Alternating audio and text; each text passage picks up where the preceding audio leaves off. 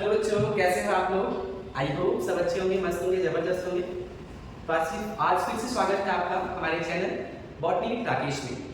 आज की सेशन में हम लोग पढ़ने वाले हैं फाइलम मोलस्का के बारे में, जो आपके चैप्टर क्लास 11 के एनिमल किंगडम का आपका एक फाइलम में नॉन कोऑर्डिनेटर है। ठीक है, तो आज हम फाइलम मोलस्का के बारे में डिटेल में पढ़ने वाले हैं। एक एक टॉपिक, एक एक पॉइंट्स, पूरी एनसीईआरटी को हम लोग यहाँ पे कवर करने वाले हैं। और आज के बाद आपका फाइलम मोलस्का का कोई भी डाउट नहीं है। आपके 20 मिनट के इस लेक्चर में आप पूरी डिटेल में मोलस्का के बारे में आपको मैं करवा कर छोड़ूंगा। ठीक है, तो चलिए बिना देर के हम आज के सेशन को स्टार्ट करते हैं। Phylum Mollusca. सबसे पहले नाम मोलस्का के पूछते हैं। ठीक है, कि जो आपका मोलस्का नाम कैसे बना? जो आपका मोलस्का है वो एक लैटिन वर्ड मोलिस से आया है। ठीक, जिसका मतलब होता है मोलिस, मतलब होता है सॉफ्ट बॉडीज। ठीक है, यानी कि फाइलम मोलस्का के जो भी मेंबर्स होंगे these are the soft bodies animals. यानी फाइलम मोलस्का के जो भी मेंबर्स होंगे कैसे होंगे? सॉफ्ट बॉडीज वाले एनिमल्स होंगे। ठीक है, तो ये नाम को होंगे कि फाइलम मोलस्का इसको क्यों बोलते हैं? क्योंकि इनका जो टर्म है मोलस्का लैटिन वर्ड मोलिस से डिराइव है, इसका मतलब होता है सॉफ्ट बॉडीज एनिमल। ठीक है, आप सभी को पता होगा कि फाइलम जो मोलस्का है वो सेकंड लार्जेस्ट फाइलम है आपके एनिमल किंगडम का। और फर्स्ट लार्जेस्ट फाइलम कौन सा है? Phylum arthropoda. ये बात तो आपको पता ही होगा। वेरी गुड बच्चों। ठीक है, तो सेकंड लार्जेस्ट फाइलम है आपका आर्थ्रोपोडा के बाद सेकंड लार्जेस्ट फाइलम आपका मोलस्का है। जिस तरीके से हमने आर्थ्रोपोडा में पढ़ा था बच्चों कि इनकी जो प्लांट बॉडी होती है वो 3 पार्ट्स में डिवाइडेड होती है। कौन-कौन से? हेड में, थोरैक्स में और एब्डोमेन में। ठीक उसी तरीके से फाइलम मोलस्का की जो बॉडी होती है, फाइलम मोलस्का के जो एनिमल्स होते हैं उनकी जो बॉडी होती है वो भी 3 पार्ट्स में डिवाइड होती है बच्चों।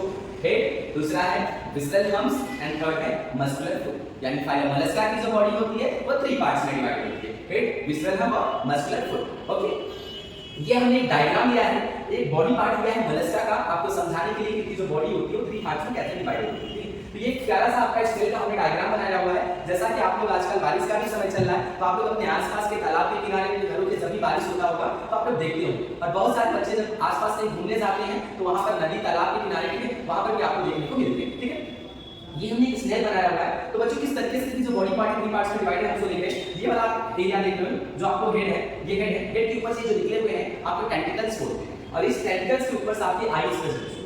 ठीक, और आपने देखा होगा कभी भी जब आप स्नेल को देखेंगे तो ऐसे ऐसे आपको देखते हुए देखने को मिलेंगे। ठीक है, उनकी मुंडी बाहर निकली रहती है। ठीक, तो ये हेड हो गया। सेकंड हमने कहा सेकंड पार्ट है वो है विसरल हम्प। तो ये बीच में आपको हेड के पास, ये बीच में जहां पे हमने ये एलिमेंट्री का नाम बना रखा है, ये बीच का जो स्पेस है इसको हम लोग बोलते हैं विसरल हम्प या फिर मास। विसरल हम्प क्या होती है? ये जो आपको उठा हुआ ऊपर जैसा आपको स्ट्रक्चर देखने को मिल रहा है, इसके बीच का जो स्पेस है उसी को हम लोग विसरल हम्प बोलते हैं। और ये जो आपका विसरल हम्प इसलिए बोलते हैं आपको क्योंकि जो भी आपके विसरल ऑर्गन्स होते हैं, जो भी इंपॉर्टेंट ऑर्गन्स होते हैं वो इसी एरिया में, इसी विसरल हम्प वाले रीजन में प्रेजेंट होते हैं। ठीक है, इस विसरल हम्प के ऊपर, इस विसरल हम्प के ऊपर आपको एक येलो कलर की आपको लेयर देखने को मिल रही है। ठीक है, जो कि हम लोग क्या बोलते हैं? इसको मेंटल बोलते हैं। ठीक है, इस विसरल हम्प के ऊपर आपको येलो कलर की जो लाइन देखने को मिल रही है इसको हम लोग मेंटल बोलते हैं। इट इज दी, ये क्या होता है? It is the soft spongy layer of skin. यानी ये स्पॉन्जी स्किन की लेयर होती है जो जस्ट प्रेजेंट होती है अबव द, जो कवर करके रखती है विसरल हम्प को। ठीक है, और इस विसरल हम्प, इस मेंटल के ऊपर आपको ये जो पिंक कलर की आपको स्ट्रक्चर देखने को मिल रहा है इसको हम लोग बोलते हैं कैल्केरियस सेल। आपने देखा होगा जब आसपास आप अपनी कभी देखा होगा जब स्नैप्स को, उसके ऊपर एक हार्ड कवरिंग देखने को मिलती है। ठीक है, और कभी-कभी ये जो आपको कैल्केरियस सेल्स देखने को मिल रहा है किसी-किसी मोलस्का में प्रेजेंट भी होता है और किसी-किसी में एब्सेंट भी होता है। जरूरी नहीं है कि सभी मोलस्का में ये आपको कैल्केरियस सेल्स देखने को ही मिले, कुछ में एब्सेंट भी हो सकता है, कुछ में एब्सेंट और कुछ में प्रेजेंट हो सकता है। ठीक है, तो हमने कहा कि हेड रीजन है, हेड के ऊपर से आपको जो ऐसे स्ट्रक्चर तो देखने को मिल रहे हैं उसको हम लोग टेंटिकल्स बोलते हैं और इसी टेंटिकल्स के ऊपर आपकी आईज प्रेजेंस होती है। ठीक है, फिर हम इसके बीच में अगर जाएं एक ऊपर जैसा स्ट्रक्चर हमें जो देखने को मिल रहा है, ठीक है, कर्व जैसा, इसको हम बोलते हैं विसरल हम्प। इसी बीच का स्पेस होता है इसको विसरल हम्प बोलते हैं। और ये विसरल हम्प के जस्ट ऊपर एक आपको येलो कलर की जो लाइन जो लेयर देखने को मिल रही है इसको हम मेंटल बोल रहे हैं। मेंटल क्या होता है कि एक सॉफ्ट स्पॉन्जी स्किन की लेयर होती है जो आपके विसरल हम्प को कवर करके रखती है। ठीक, उसके जस्ट ऊपर आपका कैल्केरियस सेल प्रेजेंट होता है। विसरल हम्प वाले एरिया में हमने बताया जो भी इंपॉर्टेंट विसरल ऑर्गन्स होते हैं प्रेजेंट होते हैं। जैसे हमने ग्रीन कलर का आपका इनका मोलस्का का एलिमेंट्री कैनाल बनाया है। ठीक है, ये क्या है? एलिमेंट्री कैनाल है आपके मोलस्का का। ठीक, इतनी बात हो गई। फिर थर्ड पार्ट हमने बताया था मस्कुलर फूड। मस्कुलर फूड ये आपने देखा होगा, मस्कुलर फूड देखते हुए जब चलते होंगे ये इनका मस्कुलर फूड है। ठीक है, इतनी बातें समझ में। फिर एक इंपॉर्टेंट बात यहाँ पे ये है बच्चों, यहाँ पे जो इनका मेंटल है, ठीक है, मेंटल येलो वाली लेयर और ये जो व्हाइट वाली लेयर है, ठीक है, इनके बीच में आपको कैविटी नजर आ रही है। ठीक है, इनके बीच में खाली जगह स्पेस देखने को नजर आ रहा है जिसको हम लोग मेंटल कैविटी बोलते हैं। ठीक, मेंटल और विसरल हब के बीच में जो स्पेस है इसको बोलते हैं मेंटल कैविटी, जिसके पास इस मेंटल कैविटी में प्रेजेंट होता है फीलर लाइक गिल्स, यानी कि फीलर मतलब है पंख लाइक गिल्स प्रेजेंट होते हैं जो हेल्प करते हैं एक्सक्रीशंस में और रेस्पिरेशन में। ठीक है, मेंटल कैविटी क्या होता है? मेंटल और विसरल हब के बीच में जो आपको स्पेस देखने को मिल रहा है, यहां पर फीलर लाइक गिल्स प्रेजेंट होते हैं जो बेसिकली हेल्प करता है एक्सक्रीशंस और आपकी रेस्पिरेशन में। ठीक है, यहां पे हमने लिखा हुआ है space between mental and visceral. अगर आप लोग स्क्रीनशॉट लेना चाहते हैं इस पूरे स्लाइड की तो आप ले सकते हैं। स्लाइड पर सारा हो गया?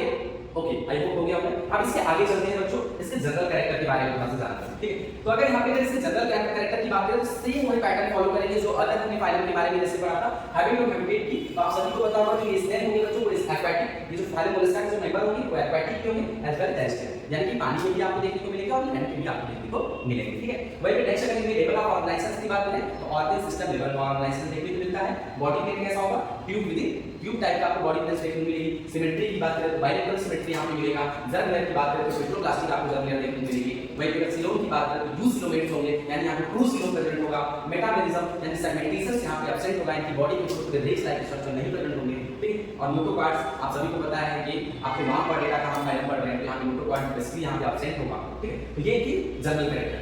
ठीक, अब बात करते हैं इनकी फिजियोलॉजी। ठीक है, इनकी फिजियोलॉजी के बारे में बात करते हैं तो मोस्ट इंपॉर्टेंट कैरेक्टरिस्टिक फीचर इनका जो डाइजेस्टिव सिस्टम होगा बच्चों, कंप्लीट डाइजेस्टिव सिस्टम आपको देखने को मिलेगा। कैसा देखने को मिलेगा? कंप्लीट टाइप का डाइजेस्टिव सिस्टम देखने को मिलेगा विद लेकिन इंपॉर्टेंट बात, डाइजेस्टिव सिस्टम जो होगा इनके पास with a well developed fine like respiring organ present होगा। क्या? क्योंकि जो डाइजेस्टिव सिस्टम होगा इनका जो एलिमेंट्री कैनाल होगा उसके पास fine like respiring organ present होते हैं जिसको हम लोग रेडुला बोल रहे हैं।